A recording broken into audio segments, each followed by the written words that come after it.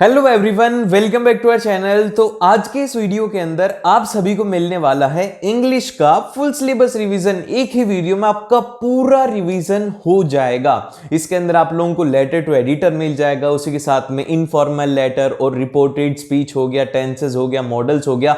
न सिर्फ ये, इसके साथ में मैं आप लोगों को प्रोवाइड करवाऊंगा ट्रिक्स, जिससे कि आप है ना क्वेश्चंस को है ना बहुत ही आराम से सॉल्व कर पाओगे और बहुत ही आसानी से उनके आंसर्स कर पाओगे। और इस वीडियो के बाद में आपको एग्जाम में ग्रामर में कोई भी दिक्कत नहीं आने वाली है, इस बात की श्योरिटी मैं आपको देता हूं। और उसी के साथ में अगर आपको इंग्लिश का लेटेस्ट सैंपल पेपर देखना है तो उसका लिंक आपको डिस्क्रिप्शन में मिल जाएगा। और उसी के साथ में इसी तरीके से हम लोगों ने साइंस को एक ही वीडियो में कंप्लीट किया था, तो वो भी आप देख सकते हो, जिससे कि आपका सिलेबस साइंस का भी इसके बाद में खत्म हो जाएगा। तो फिर चलिए बिना टाइम वेस्ट की जल्दी से स्टार्ट करते हैं। आता है वो आता है यहाँ पर आर्टिकल्स का। अब जैसे ही आर्टिकल का नाम आता है ना, तो अब हमारे पास में तीन आर्टिकल होते हैं। एक होता है ए, एक होता है एन और एक होता है द। अब देखिए इनका यूज क्या होता है। सबसे पहले ए को कहां पे यूज में लिया जाता है? ए को वहां पर यूज में लिया जाएगा जहां पर कि सिंगुलर काउंटेबल नाउन होगा। अब ये काउंटेबल नाउन क्या होता है? काउंटेबल नाउन का मतलब ये होता है जिसको कि हम काउंट कर सकते हैं। जैसे कि पर्सन हो गया कि 10 लोग हैं, 20 लोग हैं। एनिमल हो गया कि 10 गाय हैं, 10 भैंस हैं। इस तरीके से जो होता है उनको कहते हैं काउंटेबल नाउन। और ए को वहां पे काम में लिया जाएगा, स्पेशल केस है ए का, कि जहां पर जो साउंड होगा वो होगा कॉन्सोनेंट का। अब ये कॉन्सोनेंट क्या होते हैं? कॉन्सोनेंट वो होते हैं जो कि वोवल्स नहीं होते।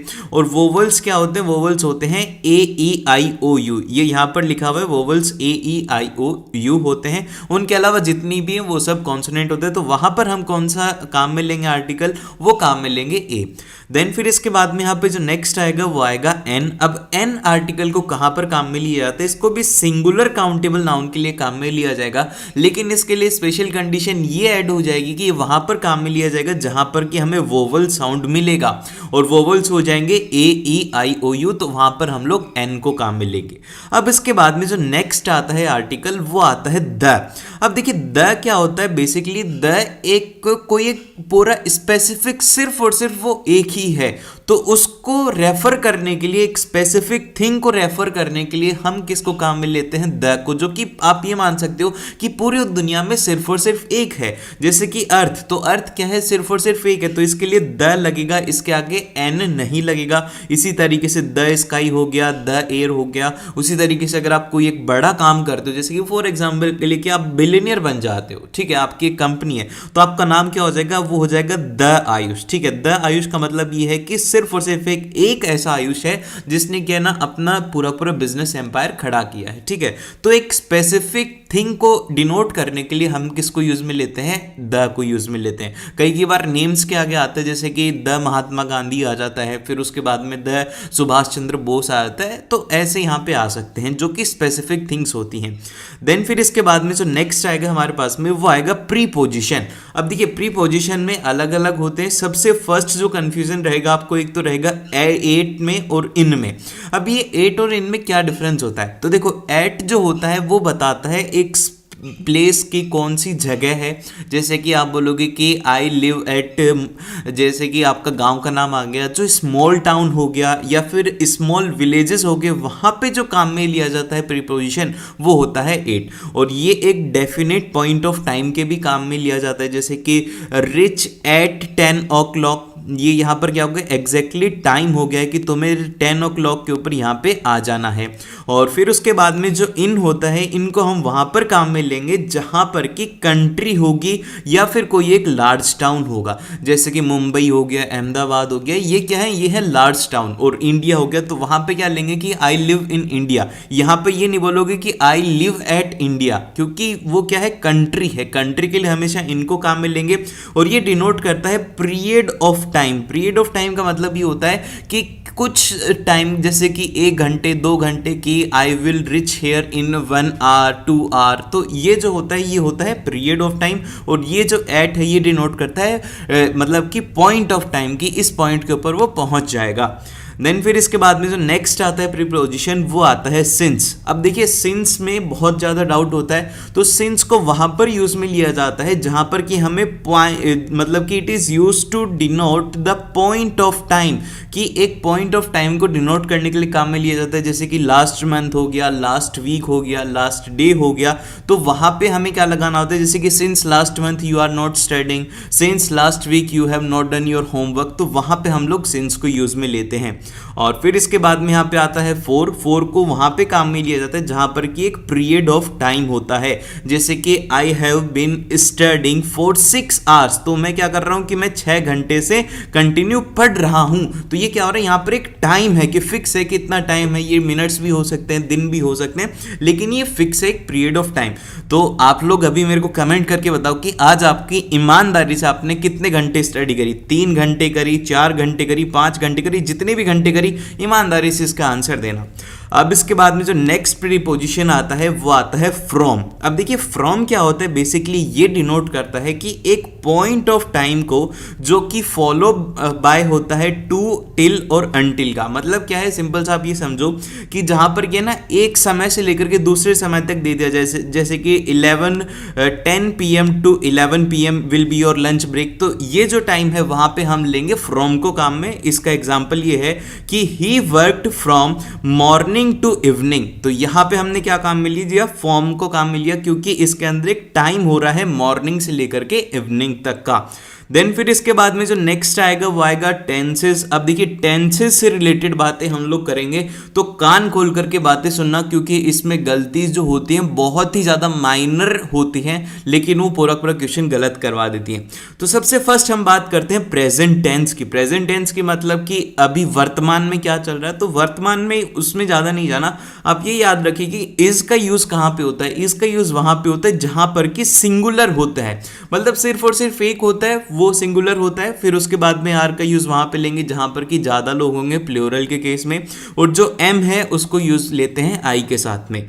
लेकिन यहाँ पे हैज जो है, देखो ये हैज और हैव में कंफ्यूजन बहुत बार होगा कि हैज लगाएं या फिर हैव लगाएं, तो आप याद रखो कि हैज जो है वो लिया जाता है थर्ड पर्सन के लिए काम में, कि ही, शी, इट के लिए काम में लिया जाता है, कि इट हैज बीन रेनिंग या फिर इट हैज पैन, या फिर इस तरीके से जो होता है वहां पे थर्ड पर्सन को काम में लिया जाता है।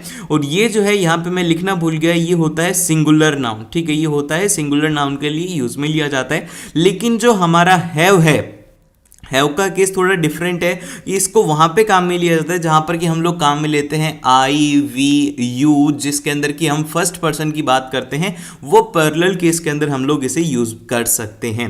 देन फिर इसके बाद में जो नेक्स्ट आता है वो आता है वॉज, जो कि किसका है, ये है भैया पास्ट टेंस का है। पास्ट टेंस के अंदर वॉज और वर होते हैं, तो वॉज को हम सिंगुलर फॉर्म के लिए काम में लेते हैं, और जो वर होता है इसको पैरेलल फॉर्म में काम में लेंगे, दोनों थर्ड पर्सन के लिए और सेकंड पर्सन के लिए।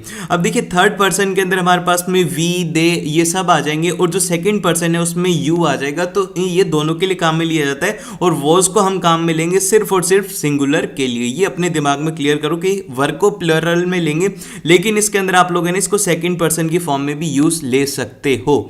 देन फिर इसके बाद में जो नेक्स्ट क्वेश्चन मतलब कि नेक्स्ट जो आता है वो आता है विल और शैल को कहाँ यूज में लेना है। तो देखिए विल को कहाँ पर यूज में लेंगे, विल को हम लेंगे सभी पर्सन्स के अंदर, जैसे कि फर्स्ट, सेकंड, थर्ड तीनों में काम में ले सकते हैं, जैसे कि यू विल, ही और शी विल, तो उस केस के अंदर हम लोग विल को काम में लेंगे। लेकिन जो शैल है वो सिर्फ और सिर्फ फर्स्ट पर्सन के केस में ही हम लोग यूज लेंगे, जिसके अंदर कि हम लोग खुद आ रहे हैं उसी में इसको काम में लेंगे।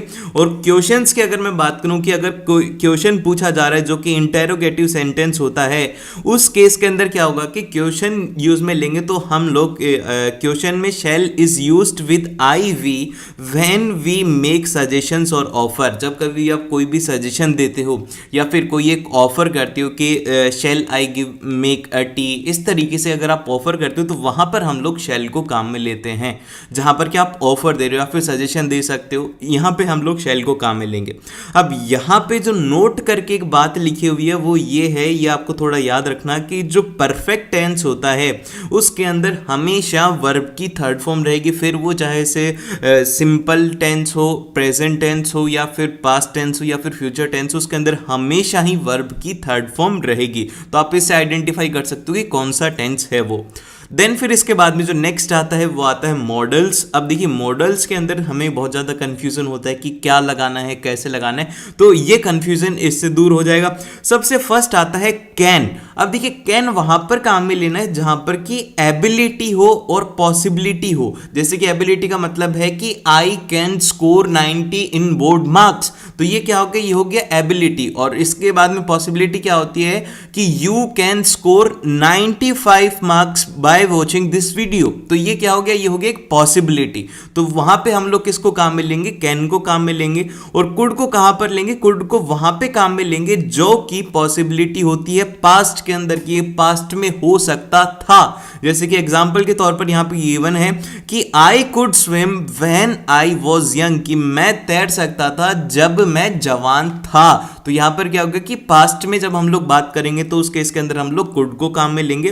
देन फिर इसके बाद में जो माइट है और कुड है, ये अगर फ्यूचर पॉसिबिलिटी में हम लोग काम में लेते हैं तो आप है ना माइट भी यूज में ले सकते हो और कुड भी ले सकते हो, आपकी मर्जी, जो भी आपको अच्छा लगे ऑप्शन में दिया हो उससे आप कर सकते हैं। याद रखिएगा कि फ्यूचर की बात करी जा रही है, फ्यूचर की मतलब जो भविष्य में होने वाला है। देन फिर इसके बाद में जो नेक्स्ट आता है हमारे पास में वो आता है मे का मतलब होता है कि आप कोई एक परमिशन मांग रहे हो, जैसे कि may I come in sir, may I help you. तो ये क्या होता है, जब कभी आप परमिशन लेते हो, परमिशन वाले क्वेश्चंस होंगे वहां पर आप लोगों को मे को यूज में लेना है। और यहाँ पे नोट करके एक पॉइंट लिखा हुआ है कि अगर आपको कोई भी एक पोलाइट ऑफर करना है या फिर आपको कोई भी एक रिक्वेस्ट करनी है तो उस केस के अंदर आप तीनों को काम में ले सकते हो, मे, कैन, माइट, कुड। इनमें से कोई सा भी जो भी आपको ठीक लगे वो आप यूज में ले सकते हो, आपके मार्क्स इसमें नहीं कटेंगे। देन फिर इसके बाद में जो नेक्स्ट पॉइंट आता है वो आता है शुड। अब देखो शुड के अंदर और मस्ट के अंदर बहुत ज्यादा कंफ्यूजन होता है। तो देखो शुड क्या होता है, शुड बेसिकली आपको क्या देगा, एक एडवाइस देगा कि आपको ऐसा नहीं करना चाहिए, you should go to school. तो वहां पर क्या हो रहा है, आपको एडवाइस मिल रही है या फिर आप किसी को एडवाइस दे रहे हो, तो इस केस के अंदर आपको काम में लेना है शुड को। और वहीं पर ही जो मस्ट होता है, मस्ट को ध्यान से सुनो कि मस्ट को हम लोग वहां पर काम में लेते हैं जहां पर कि हमें ना 100% वो चाहिए, 100% हम उसके लिए श्योर हैं, जिसके की स्ट्रांग पॉसिबिलिटी है, तो वहां पर स्ट्रांग ऑब्लिगेशन के केस में हम लोग काम में लेते हैं मस्ट को। जैसे कि फॉर एग्जांपल के लिए you must have driving licence, कि तुम्हारे पास में ड्राइविंग लाइसेंस होना ही चाहिए। तो जिसके अंदर स्ट्रांग पॉसिबिलिटी होती है वहां पर हम लोग मस्ट यूज में लेते हैं। देन फिर इसके बाद में जो नेक्स्ट आता है वो आता है वुड। अब देखिए वुड को हम लोग कहां पे काम में लेंगे, वुड को हम लोग काम में वहां पे लेंगे जहां पर कि हम लोग बात कर रहे हैं, we are talking about a action और ए हैबिट इन पास्ट, जो कि हमें ना कोई भी एक हमारे पास्ट की हैबिट थी, कि जैसे कि मैं स्मोकिंग करता था, मैं ड्रिंकिंग करता था, तो वहां पर हम लोग बोलेंगे वुड को। और यहां पर आप इसको एक और जगह पे काम में ले सकते हो जो कि काफी ज्यादा इंपॉर्टेंट है, वो है कि आप विश को एक्सप्रेस कर सकते हो। I wish I could be a good teacher, I wish I could be a good pilot. तो वहां पर आप अगर अपनी विश को एक्सप्रेस कर रहे हो तो वहां पे आप लोगों को वुड को यूज में लेना है। देन फिर इसके बाद में जो नेक्स्ट आता है वो आता है ought to be। अब देखिए ought to be और ought to have, इन दोनों के अंदर बहुत ज़्यादा डिफरेंस है। दिखने में आपको सेम ही लग रहे हैं लेकिन इनके अंदर डिफरेंस है। सबसे फर्स्ट तो ये है कि ये एक्सप्रेस करता है डिजायरेबिलिटी को, मॉरल ऑब्लिगेशन और ड्यूटीज को, कि मतलब आप है ना, ड्यूटी क्या होती है कि आपको हार्ड वर्क करना है, तो यहाँ पे ये आपकी ड्यूटी होगी, हॉनेस्टी ड्यूटी होगी, आपकी मोरल ड्यूटीज वगैरह को डिनोट करने के लिए ought to को हम लोग काम में लेंगे। और इसका जो एक एग्जांपल है वो ये है कि we ought to work hard, कि मतलब हमें हार्ड वर्क करना चाहिए। ठीक है, ये हम क्या कर रहे हैं कि एक तरीके से मॉरल ड्यूटीज को यहाँ पे एक्सप्रेस कर रहे हैं। देन फिर इसके बाद में जो ought to have है, इसको हम लोग वहां पे काम में लेंगे जहां पर कि पास्ट ऑब्लिगेशन होगा, दैट वाज नॉट फुलफिल्ड और कैरिड आउट। वहां पर हम लोग इसे यूज में लेंगे जहां पर कि जो पास्ट ऑब्लिगेशन है वो पूरा नहीं हुआ था। जैसे कि एग्जांपल के तौर पर यहाँ पे गिवन है कि you ought to helped her, मतलब कि तुम्हें उसकी हेल्प करनी चाहिए थी पर तुमने उसकी हेल्प नहीं करी, यू डिडंट हेल्प हिम। तो यहां पे इसमें आपको ये याद रखना है। फिर इसके बाद में जो नेक्स्ट आता है वो आता है रिपोर्टेड स्पीच। अब रिपोर्टेड स्पीच के अंदर छोटी छोटी बातें आपको याद रखनी होती हैं, जैसे कि सेड टू है उसको आपको टोल्ड में कन्वर्ट करना है, से को आपको कन्वर्ट करना है टेल के अंदर, और इनके बाद में no object after reporting verb, reporting verb के बाद में ऑब्जेक्ट नहीं आएगा। और फिर इसके बाद में ये जो पॉइंट है सेकंड वाला, इसको स्टार मार्क कर लो और इसको रट लो कि जस्ट अगर दिख जाए तो आपको उसको देन में कन्वर्ट करना है, दिस को दैट के अंदर कन्वर्ट करना है, कैन को कुड में करना है, विल को वुड में करना है। अब अगर एग्जाम के अंदर आपको दे दिया जाए वुड आ रहा है, जैसे कि एग्जाम के अंदर आ रहा है वुड, तो आपको है ना अब वुड को इस धर मत लेके आ जाना कि आप वुड को विल में कर रहे हो, ये वैलिड नहीं होगा। यहां पर आप लोगों के मार्क्स कट जाएंगे, ये वैलिड नहीं होता। आप सिर्फ और सिर्फ विल जो है इसको वुड में कन्वर्ट कर सकते हैं, कैन को कुड में कर सकते हैं, लेकिन कुड को कैन में नहीं किया जाएगा, ये ध्यान रखना। और फिर इसके बाद में अगर मान लीजिए कि सेंटेंस है उसके अंदर एगो आ रहा है, तो आपको उसको कन्वर्ट करना होगा आफ्टर में, नाउ को कन्वर्ट करना होगा देन में। ये बहुत ही ज्यादा सिंपल है। और फिर इसके बाद में जैसे कि अगर प्रेजेंट टेंस है, प्रेजेंट टेंस के अंदर है और आपको उसको कन्वर्ट करना होगा पास्ट टेंस के अंदर, वर्ब की फर्स्ट फॉर्म को आपको वर्ब की सेकंड फॉर्म बनाना है। अगर प्रेजेंट कंटिन्यूअस टेंस है तो आपको उसको पास्ट कंटिन्यूअस में कन्वर्ट करना है। अगर सिंपल पास्ट टेंस है तो आपको उसको कन्वर्ट करना होगा पास्ट परफेक्ट टेंस के अंदर। अब जैसे कि प्रेजेंट कंटिन्यूअस होगा तो उसके अंदर इज एम आर होंगे, और वहीं पर ही अगर पास्ट कंटिन्यूअस होगा तो वहां पे वॉज और वर को यूज में लिया जाएगा।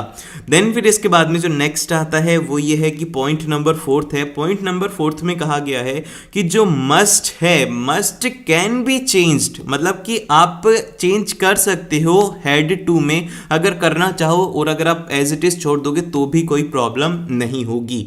और जो नेक्स्ट पॉइंट है नोट करके पॉइंट है, ये थोड़ा ध्यान में रखना क्योंकि इसमें बहुत बार एग्जामिनर गलती करवा देता है आपसे। तो ये पॉइंट ये है कि no change in a universal truth और अ फैक्ट, कि एक फैक्ट और एक यूनिवर्सल ट्रुथ अगर है तो उसके अंदर कोई भी चेंज नहीं होगा। जैसे कि फॉर एग्जांपल के लिए honesty is a best policy, ये क्या है, ये है हमारे पास में एक मतलब आप बोल सकते हो फैक्ट है। तो अब इस फैक्ट को एज इट इज रहने दो। अब इसका हमारे पास में जो आंसर रहेगा वो ये रहेगा कि my teacher said that honesty is a best policy. तो हमने क्या इसके अंदर कुछ चेंज किया, हमने ना तो इसका टेंस को चेंज किया, हमने टेंस को एज इट इज रहने दिया, प्रेजेंट में था तो प्रेजेंट में ही रहा, हमने कुछ भी चेंज नहीं किया। तो एज इट इज आपको उसको कॉपी करके पेस्ट कर देना है, सेड दैट को ऐड करके उसको ऐसा का वैसा लिख दो। और फिर इसके बाद में जो नेक्स्ट आता है वो ये आता है कि आपको ये याद रखना है कि अगर टुडे है, टुमारो है, यस्टरडे है, लास्ट वीक है, इसको क्या लिखना है। तो जब कभी भी टुडे आए तो आपको उसको कन्वर्ट करके दैट डे के अंदर लिखना है। हम लोग ये गलती करते हैं इसीलिए ये मत करना आप एग्जाम के अंदर। टुमारो को लिखना है द नेक्स्ट डे, और यस्टरडे को लिखना है द प्रीवियस डे, और जो लास्ट वीक हो गया, लास्ट ईयर हो गया, लास्ट मंथ हो गया, उसको आपको लिखना होगा the previous week, the previous year. इस तरीके से आपको लिखना है। देखो जो लेटर है आप लोगों को जो लेटर मिलते हैं, दो तरीके के लेटर मिलते हैं एग्जाम में। एक तो मिलता है भैया डेफिनेटली है ये वाला लेटर तो हमेशा ही मिलेगा, वो मिलेगा लेटर टू एडिटर, ये हमेशा लेटर मिलेगा।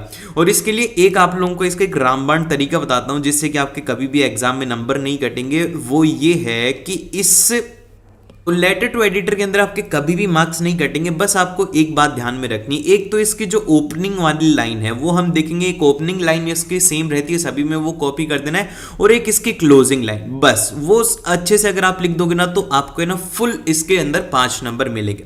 अब जैसे कि लेटर टू एडिटर के अंदर बेसिकली होता क्या है कि आपको कोई एक प्रॉब्लम हो रही है, जैसे कि फॉर एग्जाम्पल के लिए कि आपके सराउंडिंग्स के अंदर कोई डीजे बजा रहा है, हाई वॉल्यूम के अंदर डीजे बजाए जा रहे हैं, तो उससे क्या होता है कि ओल्ड एज पीपल होते हैं उनको प्रॉब्लम हो रही है, तो आपको इस प्रॉब्लम को एडिटर को बताना है। अब एडिटर इस प्रॉब्लम को सॉल्व नहीं करता, जैसे कि न्यूज़पेपर जो होता है, न्यूज़पेपर के अंदर सिर्फ और सिर्फ न्यूज़ आती हैं, वो वहां पे सॉल्व नहीं करते। तो आपको इसके अंदर याद रखना है कि आपको जो एडिटर है, ये बहुत सारे बच्चे गलती ये करते हैं कि sir kindly solve this problem of area as the high sound is coming from the DJs and all of that. तो ऐसी प्रॉब्लम आपको उसको बस बतानी है कि हमारे एरिया के अंदर ये प्रॉब्लम है, तो सर आप इसको उसको अपने न्यूज़पेपर के अंदर प्रिंट कीजिए। जैसे कि फर्स्ट लाइन होगी उसी में ही हम बोलेंगे कि भैया आपका जो प्रेस्टीजियस न्यूज़पेपर है उसमें इस इंफॉर्मेशन को प्रिंट कीजिए, ताकि इससे जो कंसर्न अथॉरिटीज हैं वो आए और इस प्रॉब्लम को सॉल्व करें। आपको उससे रिक्वेस्ट करनी कि वो प्रिंट करें। बहुत सारे बच्चे क्या करते हैं कि एडिटर को ही बोल देते हैं कि भैया देखो ये प्रॉब्लम सॉल्व करनी है, जल्दी से सॉल्व कर दो, तो वहां पर एग्जाम में आपके नंबर कट सकते हैं। अब देखो जैसे कि लेटर टू एडिटर है, इसमें आप लोगों को एक क्वेश्चन देखने को ये मिलेगा कि जैसे कि आपको सबसे फर्स्ट तो आपको एड्रेस करा जाएगा कि you are Suniti Prakash, the vice captain of a brilliant Vidyalaya बारन कानपुर।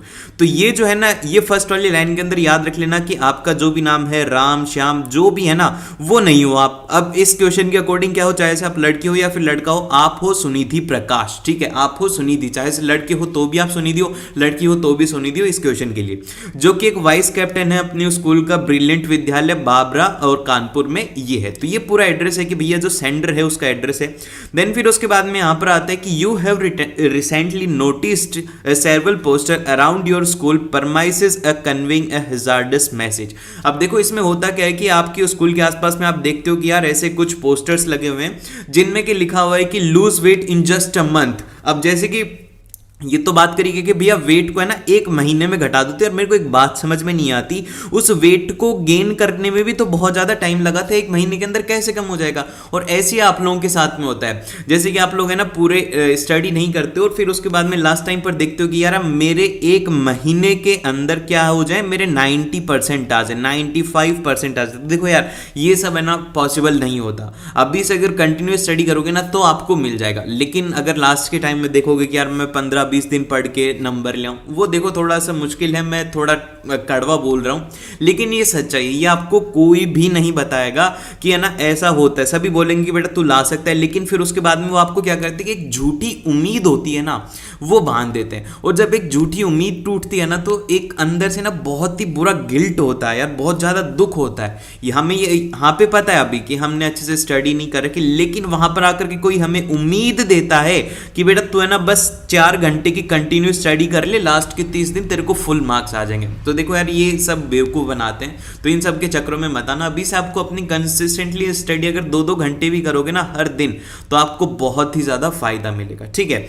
अब इसके बाद में लिखा हुआ क्या था कि lose a weight in just a month and a wonder diet comes to rescue and a privilege available for only a few. इसमें कहा यह गया बेसिकली कि भैया एक महीने में, बस एक महीने के अंदर आपको जितना भी वेट कम करना है वो कम कर लो, आपको एक जबरदस्त डाइट दी जाएगी और बस कुछ ही लोगों के लिए अवेलेबल है। तो अब इससे प्रॉब्लम क्या है, इससे प्रॉब्लम इनको ये हो रही है कि आपको करना क्या है। अब इसके अंदर write a letter to the editor. अब यहां पर ध्यान से देखिएगा, इसके अंदर एड्रेस दिया हुआ है द DWA। ये क्या है, ये है न्यूज़पेपर, ठीक है। ये क्या है, ये है न्यूज़पेपर। मैं इसको लिख देता हूं कि ये है न्यूज़पेपर का नाम। And in not more than 120 words. 120 words का मतलब ये है कि आपको गिनना नहीं है, इसका मतलब ये है कि भैया 10 से 12 लाइनों के अंदर आपको इसको कंप्लीट करना है, ठीक है। And drawing attention towards harm caused by such advertisement. तो भैया इसके अंदर कहा गया है कि आपको उनका अटेंशन लेना है उस न्यूज़पेपर का, कि ये जो न्यूज़ छापते हैं, ये पोस्टर छापते हैं, इनसे क्या क्या इफेक्ट होता है बच्चों के ऊपर। And process of the implementation of an the wholesome lunch month, जिससे कि ये एक बताया गया है कि आपको उसमें लिखना है कि एक होलसम लंच बनाना चाहिए बच्चों के स्कूल्स के अंदर। As an idea to address such practices mention the advantage and sharing the suggestion to the foster healthy eating routines and develop positive body image among the youngsters. तो भैया देखो इसमें basically कहा यह गया है कि इन सभी पोस्टर से ना बच्चे गलत इन्फ्लुएंस हो रहे हैं, तो आपको ना उसको सही तरीके से इन्फ्लुएंस करना है, सही उनको नॉलेज देनी है, ठीक है। इतना तो सबको समझ में आ रहा है, क्वेश्चन समझ में आ गया ना। अब इसका सॉल्यूशन देखते हैं, क्योंकि क्वेश्चन समझना बहुत ही ज्यादा जरूरी है। अब देखो, अब इसके अंदर ना आपका जो ये लेटर है, इसका फॉर्मेट इस तरीके से रहेगा कि आपको है ना 1 नंबर तो मिलेगा फॉर्मेट के लिए। फॉर्मेट ये है पूरा, ये जब आप पूरा सही लिखोगे तो इसके लिए आपको 1 मार्क मिलेगा, इसके बारे में अभी डिस्कस करेंगे। लेकिन आपका जो कंटेंट है, जो आप उसके अंदर लिखोगे, उसके लिए आपको पूरे 2 मार्क्स मिलेंगे। और ऑर्गेनाइजेशन ऑफ आइडियाज, जो कि आप अपने खुद के आइडियाज लगाओगे कि ऐसा होना चाहिए, ऐसा होना चाहिए, उसके लिए 1 नंबर है। और एक्यूरेसी के लिए आप लोगों का 1 नंबर रहेगा, जिसके अंदर कि आपकी ग्रामेटिकल मिस्टेक्स आ जाएंगी और आपकी स्पेलिंग जो है वो सब कुछ इसमें कवर हो जाएंगी, ठीक है। वैसे एक्यूरेसी के अंदर बहुत सारे बच्चे अपने नंबर गंवा देते हैं, थोड़ा अच्छे से और अच्छा लिखना, जैसे कि टीचर थोड़ा इंप्रेस हो हो जाएगा। ठीक है, अब देखो जल्दी से इसके अंदर हम इसे लिखते हैं। अब इसमें फॉर्मेट जो है उसका है 1 नंबर। अब इस फॉर्मेट के अंदर ध्यान से बात सुना, सबसे पहले आता है कि फॉर्मेट ऑफ सेंडर्स एड्रेस। अब जो भी आपको एड्रेस गिवन है वो आपको यहां पर लिखना है। फिर इसके बाद में ये जो जगह दी हुई है ये है भैया एक लाइन को आपको छोड़ देना है। आपको एग्जाम के अंदर बहुत बड़ा पेपर मिलता है, पूरा नहीं भरता तो खूब आराम से लिख के आया करो। एक लाइन डेट के बीच में छोड़नी हो, फिर इसके बाद में आपको डेट लिखनी है। डेट का फॉर्मेट ये होना चाहिए 20 अक्टूबर और 2022। ठीक है, ये होना चाहिए आपका एक तरीके से डेट का। और फिर इसके बाद में एक और लाइन छोड़ देनी है। देन फिर इसके बाद में रिसीवर एड्रेस लिखना है। अब देखो फिर से समझा देता हूं, इसमें आपको सबसे पहले एड्रेस लिखना है जो कि सेंड कर रहा मतलब आप, और फिर इसके बाद में एक लाइन छोड़ देनी है यहां पे डेट से पहले, फिर डेट के बाद में एक लाइन छोड़ देनी है। और फिर इसके बाद में जब रिसीवर का एड्रेस पूरा हो जाएगा, जो कि यहां पर रहेगा कि आपको सबसे फर्स्ट में लिखना है द एडिटर, क्योंकि आप एक न्यूज़पेपर के एडिटर को लिख रहे हो। और फिर उसके बाद में उसका नाम, जैसे कि मैं बोल देता हूं द हिंदुस्तान टाइम्स, जो भी उसका नाम है वो आपको लिखना है। फिर उसके बाद में नीचे उसका एड्रेस। ठीक है, इस तरीके से होता है ये। देन फिर इसके बाद में आपको लिखना होगा सब्जेक्ट, कि आप किसके रिगार्डिंग लिखना चाहते हो, कि आपका सब्जेक्ट क्या है। यहां पर सब्जेक्ट ये है कि जो है ना हेल्दी जो लाइफस्टाइल है उसको स्टूडेंट्स फॉलो करें, तो ये हो गया इसका सब्जेक्ट। फिर इसके बाद में आता है सैल्यूटेशन। सैल्यूटेशन का मतलब ये होता है कि आप वहां पर लिखेंगे सर और मैम दोनों लिखना है। इसके अंदर आपको ये नहीं लिखना है, बच्चे बहुत बार क्या करते हैं कि डियर सर की जगह कर देते हैं, मैम नहीं करते। तो आपको क्या करना है डियर सर और मैम। आपको बहुत सारी बुक्स के अंदर सर ही लिखा मिलेगा, तो यहां पर ये प्रॉब्लम होती है। देन फिर इसके बाद में कॉमा, फिर इसके बाद में एक लाइन का स्पेस दे करके आपको कंटेंट लिखना है। और लास्ट के अंदर आपको कॉम्प्लीमेंट्री क्लोज करना है। अब कॉम्प्लीमेंट्री क्लोज का मतलब क्या हुआ कि आपको लास्ट के अंदर लिखना है योर्स ट्रूली, और फिर उसके बाद में आप ये भी लिख सकते हो कि योर्स सिंसियरली, और फिर आपका जो नाम है वो सब आप में इसमें लिखना है। ठीक है, आई होप कि आपको फॉर्मेट समझ में आया होगा। तो जल्दी से हाँ या ना में इसका आंसर दो कि हाँ भैया फॉर्मेट तो हम समझ गए, अब बस इसका आंसर बता दो, तो है ना आपको बड़ा मजा आ जाएगा। ठीक है, जल्दी से कमेंट्स में बताओ कि भैया समझे हो या फिर नहीं। अभी के अभी जल्दी से कमेंट करो यस या फिर नो। देन फिर इसके बाद में चलते हैं हम इसके आंसर की तरफ, जिसके अंदर कि सबसे फर्स्ट इसका एड्रेस देखो। एड्रेस लिखा गया है 2 लाइन के अंदर। सबसे पहले लिखा गया कि भैया उस स्कूल का नाम है जो कि आपको गिवन है ब्रिलियंट विद्यालय। अब आप समझ रहे हो कितना अच्छा नाम है उस स्कूल का, कि मतलब ब्रिलियंट विद्यालय के अंदर क्या आ रहे हैं, ब्रिलियंट ही बच्चे आ रहे हैं। तो आप सभी जो देख रहे हो, आप लोगों का उस स्कूल का नाम क्या है एक बार कमेंट सेक्शन में बताना। और आपकी स्कूल है कहां पे, देखो यार इतना तो कर ही सकते हो ना, कहां पर है स्कूल और कहां पे हो, मेरे को ये भी तो पता लगे जो मेरे सब्सक्राइबर्स हैं वो देख कहां से रहे हैं। देन फिर इसके बाद में जैसे कि एक लाइन का स्पेस छोड़ा है, फिर इसके बाद में डेट लिखिए। ऐसे नहीं लिखना कि डेट इज इक्वल टू 29, ये नहीं लिखना। आपको सिंपल सा लिखना है कि डेट कितनी है, वो है 29 अगस्त 2022।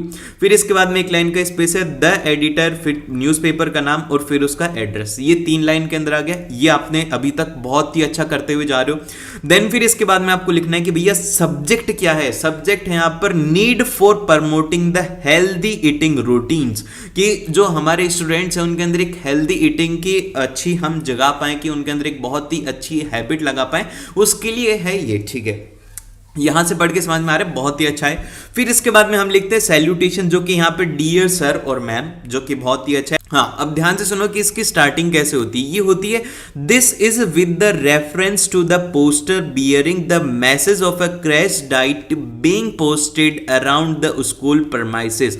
मतलब ये है कि भैया ये जो है ना, इसमें हम बात करने वाले हैं कि जो क्रैश डाइट का कोर्स चल रहा है ना स्कूलों के रिगार्डिंग, उसके बारे में बात करने वाले हैं। Such posters impact the youngsters negatively and can be hazardous for their self esteem. ठीक है, इसमें बेसिकली हमने बात ये करी है कि हम इसके लेटर की हेल्प से ये जो पोस्टर हैं जिनके अंदर की लिखा गया कि भैया क्रैश डाइट है और उससे क्या क्या जो स्कूलों के आसपास चिपकाते हैं उससे बच्चों के ऊपर क्या नेगेटिव इफेक्ट होता है, उसके बारे में बात करेंगे। अब सीधा हम इसमें पॉइंट पर आते हैं।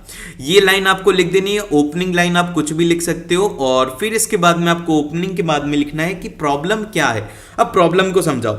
यहां पर आता है कि I would like to purpose the idea of implementing the wholesome lunch month for all the school students to counter the implementation of such misleading advertisement.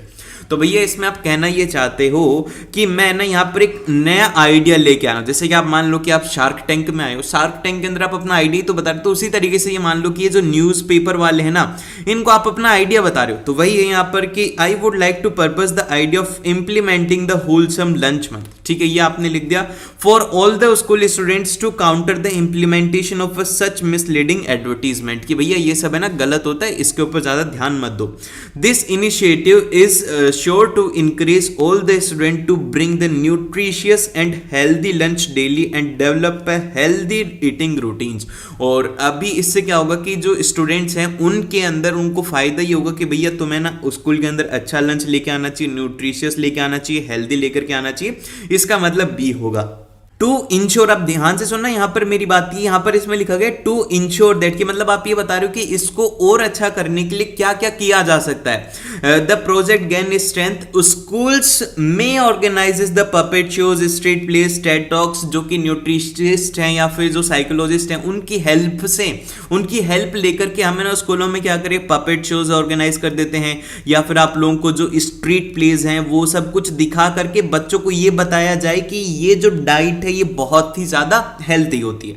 ये आपने पूरा इसमें लिख दिया कि भैया आप ये करना चाहते हो, और लास्ट के अंदर आपको अपनी क्लोजिंग लाइन लिखना है। अब ये वाली जो क्लोजिंग लाइन है ये आप किसी में भी कॉपी करके यहां से क्या करो, यहां से कॉपी कर लो, ठीक है। और फिर उसके बाद में एग्जाम में जाकर के क्या कर देना, पेस्ट कर देना, एज इट इज इसको क्या करना है, पेस्ट कर देना है। देखो इसकी लाइन क्या है, इसके अंदर ध्यान से देखना, इसकी लाइन बहुत ही ज्यादा अच्छी लाइन है। वो ये है कि I hope that the publishing of my letter in the column of your daily newspaper help spreading the awareness and promote a healthy lifestyle among the students। कि मतलब कि अगर आप ये जो लेटर है मेरा, आप इसके अंदर बोल रहे हो कि मैं उम्मीद करता हूं कि ये जो मेरा लेटर है ना ये आप अपने जो न्यूज़पेपर है उसके अंदर मतलब लगाओगे या फिर आप उसके अंदर प्रिंट करोगे, जिससे कि इसे ना अवेयरनेस स्प्रेड होगी। It helps the awareness and promote a healthy lifestyle. आप यहां पर कुछ भी क्लेम नहीं कर रहे हो, आप उनसे रिक्वेस्ट करोगे भैया आप कर देंगे।